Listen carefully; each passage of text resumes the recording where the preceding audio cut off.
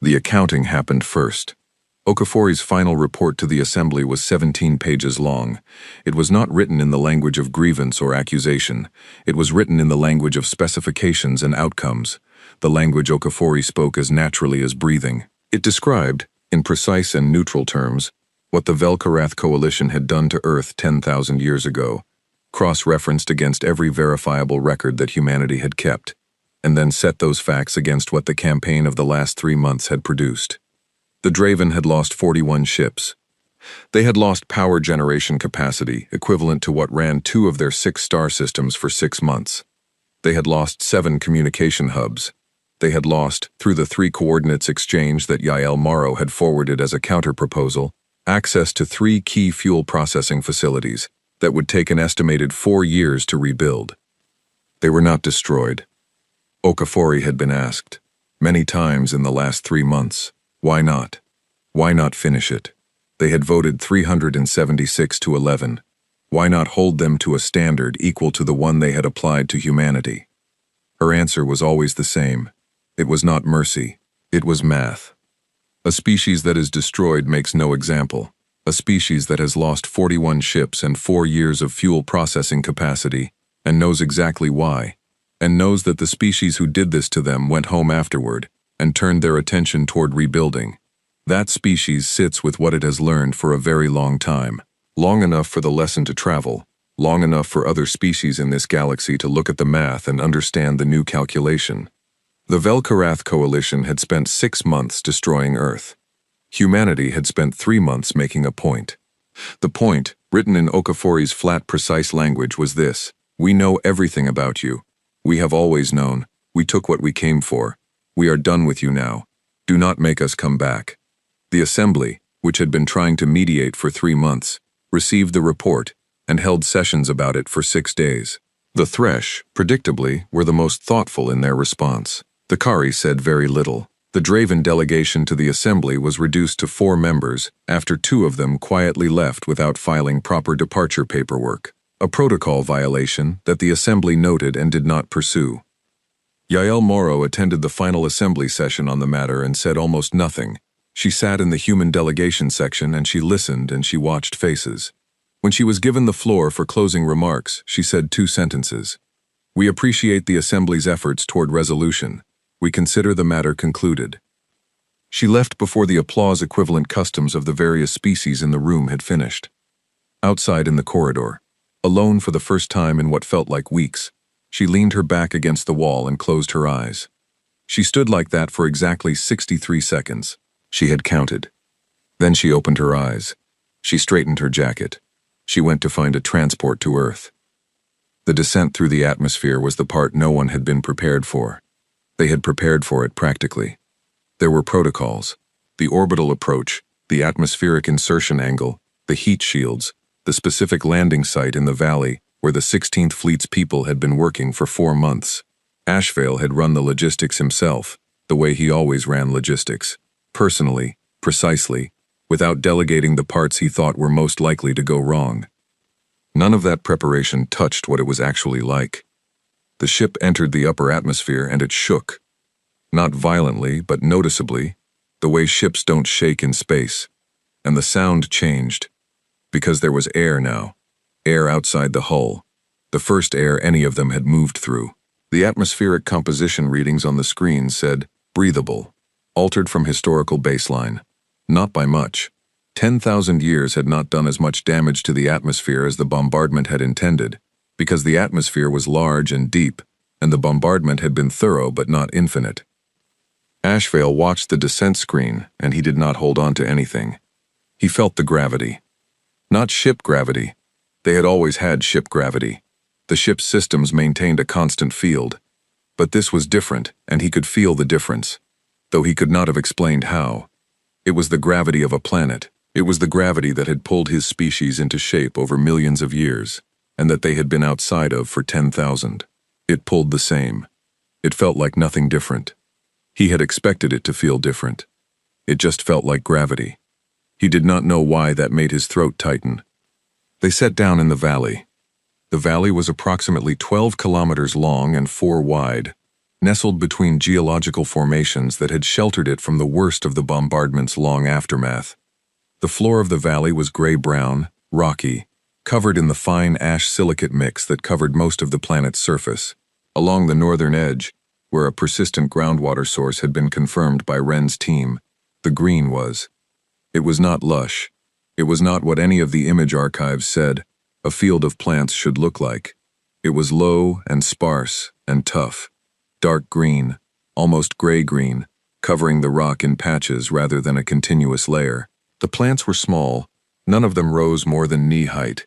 They were the result of thousands of years of slow reclamation, moving out from whatever ancient survivors had persisted underground, filling in where conditions allowed. They were alive. No one said anything when they came down the landing ramp. Ashvale came down first, which was not protocol. Protocol said the security sweep happened first, then the admiral. He had told his security officer to stand down, and his security officer had correctly read his face and stood down. He walked down the ramp, and he stepped onto the surface of the planet, and he felt it. The soil was ash and rock, and the thing that ash and rock become over 10,000 years of wind and freeze and thaw and slow biological work. It gave slightly under his boot, just slightly, not the way the image descriptions had said, not that warm, rich give of deep soil. Something harder, something less forgiving, something that was what you get after what this planet had been through. He took 3 steps and stopped. He stood very still. The air was cold. It was early in the local morning, and the sun, the specific sun that had risen here every day for 4 billion years, was just above the eastern ridge of the valley, and the light it made was ordinary, yellow-white, the same color as any star of the same type, nothing special about it.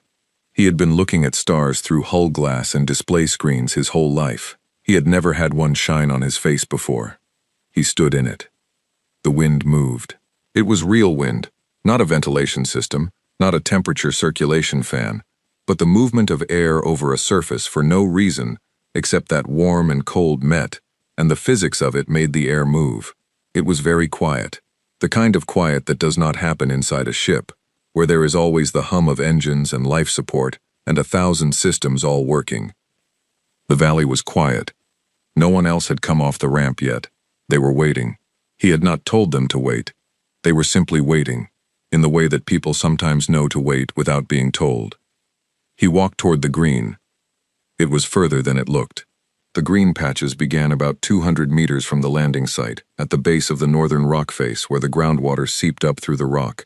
He walked across gray-brown ground, and the sound of his boots was different out here. He had never heard his own footsteps without the acoustic backdrop of a ship. They sounded too loud, too concrete. The sound of a person taking up actual space in an actual place. Dr. Lena Vare was there. She was crouching at the edge of the largest green patch, with a collection kit open beside her, doing what she had been doing for 4 months. She heard him coming, and she stood up, and she was very quiet for a moment. She was in her 50s, Dr. Vare. She had been on the 16th Fleet for 11 years. She had a round, tired face that looked like a person who had been having extremely large feelings in private for 4 months straight and was managing them by working constantly. She said, "They're responding well to the temperature support. We ran the projections. If conditions are maintained, if we do what the 16th has been doing, the heat generation support, at this rate, the green zone could triple in area within 50 years. 50 years, Ashvale said. That's the conservative estimate." She paused. "There are several sites on other continents where we think similar microenvironments might have survived. Underground moisture, geological shelter. We haven't been to them yet. But if they're active," she stopped, looked at the plants. "It could be much faster.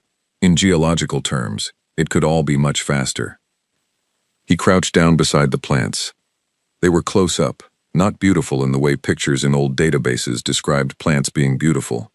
They were gray-green and low, and their leaves were thick and waxy, the adaptation of something that had to conserve everything. They looked like they had worked very hard to be here. He thought they probably had. He put his hand out.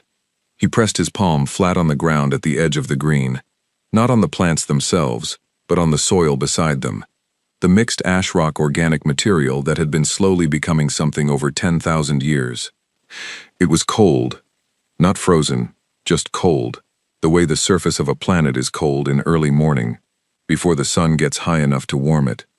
The ground had a texture against his palm that was not like anything he could compare it to, because he had nothing to compare it to, slightly rough, slightly giving, complex. The sun was on his back, warm through his jacket. He stayed there. Someone had followed him, several people, by the sound of the footsteps behind him, moving quietly. He did not turn around. He stayed crouched with his palm flat on the ground, and he stayed very still, and he let himself feel what he was feeling, which was not rage and was not triumph, and was not grief exactly, though it was something close to grief, in the sense that grief is what happens when the size of a thing becomes fully real to you for the first time. 10,000 years. Not his 10,000 years. No single person could carry 10,000 years.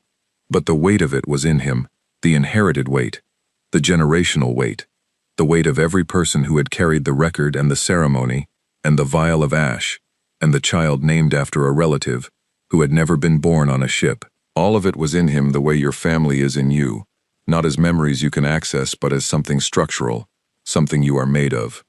His palm was flat on the ground of earth. He thought, I am the only person in history to have stood here and known what 10,000 years meant from the inside. He thought, there is no word for this. He thought about the vial of ash that Councilwoman Dreyer had placed on the table, and what it would mean to bring that ash here and let it go, let it fall back into the ground it had come from. He thought about Pawel Suda. He thought about a woman named Amara Okafor with a container of soil samples she carried off a burning world. He stayed on the ground for a long time. When he stood, his palm was black. Ash, dark soil, whatever mixture of 10,000 years of accumulation this ground was made of. He looked at his hand. Someone behind him took out a recording device. He heard it, and he turned and shook his head slightly. The person lowered it. He did not wipe his hand off. He held it at his side, palm out, and he turned and looked at what was behind him. They had all come off the ships. Not just the crew of his own vessel, the people from the 16th Fleet's ships, the people from the other fleet elements that had entered orbit in the last 24 hours. Hundreds of people, standing on the valley floor, spread out across the gray-brown ground, not arranged in any order, not in formation, just people standing on a surface under a sky. Some of them were crouching like he had crouched, touching the ground with their hands. Some of them were standing very still with their faces up, looking at the sun. Some of them were crying. Some of them were not crying, but their faces were doing something that had no name. Some of them had walked to the edge of the green zone and were standing looking at the plants with the same expression people use when they are looking at something they have known about their entire lives but never seen before. That expression sits somewhere between recognition and shock. The face of a person seeing something they always knew was true, finally being true in front of them. No one was speaking. Ashvale stood and looked at them, at hundreds of human beings standing on the planet that was their origin, and their loss, and the thing they had been moving toward for longer than any of them could hold in their minds. And he had the thought that he would have again many times in the days and months and years that came after this. We made it. Not triumphant, not celebrating, just factual, true, the same tone he used for tactical reports and logistics assessments. We made it. The assembly formally acknowledged the situation 2 weeks later. They did not call it a return, they called it a reoccupation of historically significant territory, and passed a resolution of recognition that used 14 carefully worded paragraphs to say what could have been said in one sentence. Yael Morrow received the resolution and sent a one-line acknowledgement and did not read it again. The Thresh sent a separate communication, not through the assembly, directly to the human delegation. It was one paragraph. It said, "We hope what you found is what you needed it to be." It was not signed by Voshan. It was signed by an aide, whose name Yael did not recognize. She found out later that the aide had been born on the Thresh homeworld, in a city that had been rebuilt 4 times over 4,000 years, and had grown up hearing about the coalition as history, rather than living memory. She thought about what it meant to carry history rather than memory. She thought about the difference between those two things. She thought maybe it was not as large a difference as she had always assumed. She kept the communication. She did not reply to it yet. It was the kind of communication that deserved a reply that she was not ready to write. Commander Okafor arrived 2 days after Ashvale. She came down alone. She did not tell anyone she was going to the valley.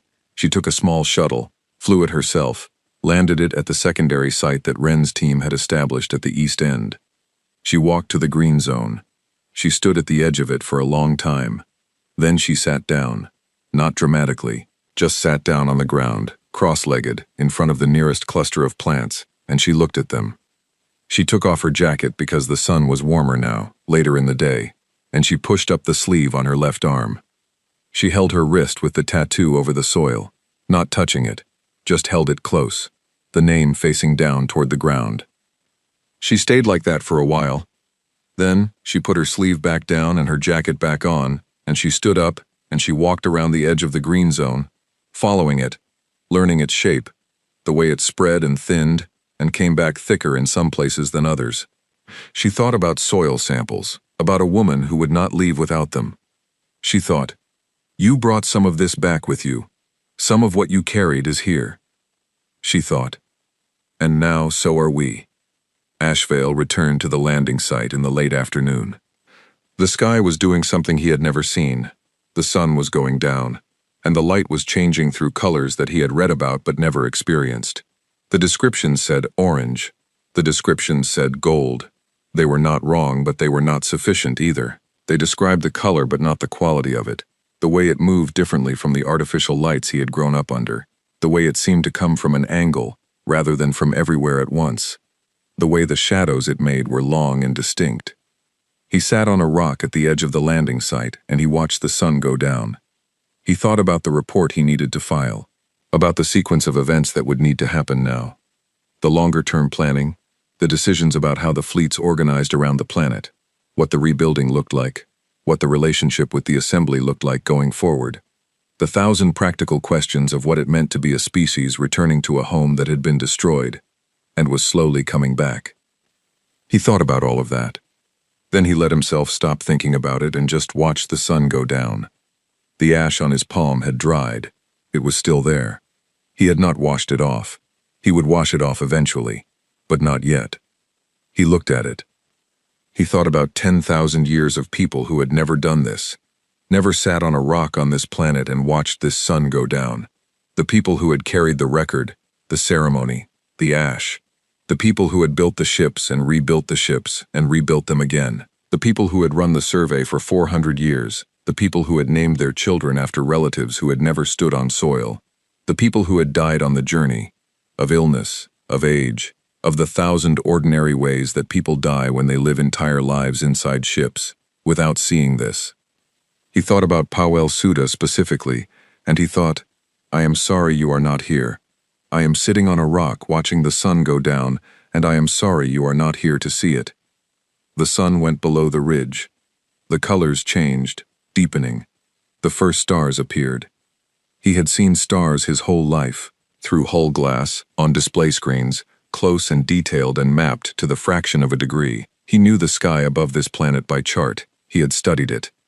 He had never seen stars from below before. They looked exactly the same. They looked completely different. He sat on the rock and he looked up at them, his face up, the cold evening air moving against his skin, and he felt, in some very quiet part of himself, the thing that he had not allowed himself to feel for months and years, and in some sense his entire life. Not peace, not resolution, not an end. Something more like the thing that comes when you have been holding your breath for a very long time and you finally, carefully, let it out. He breathed. The air tasted of ash and cold and the mineral smell of rock and something else. Something organic, faint, barely there. That was the green zone, and the plants, and the 10,000 years of slow work that had made them possible. He breathed it in. Below the ridge, fully gone now, the sun was setting on a planet that had burned and been dark for a very long time. The stars came out. The ash stayed on his hand. The green things grew. None of this resolved the other. All of it was true at the same time. He stayed until it was dark, and then he stayed a little longer, and then he got up and walked back to the ship. There was a great deal of work left to do. He was not finished. But he had been here, and he had felt it. and he had let the sun shine on his face, and his palm was black with the ground of earth. And no matter what came next, the long rebuilding, the assembly negotiations, the question of what species that have been away for 10,000 years become when they return, no matter what came next, this was real, and it had happened, and it was now part of the record. They had come back. After 10,000 years. After everything. They had come back. And the planet, slowly, impossibly, stubbornly, was coming back too.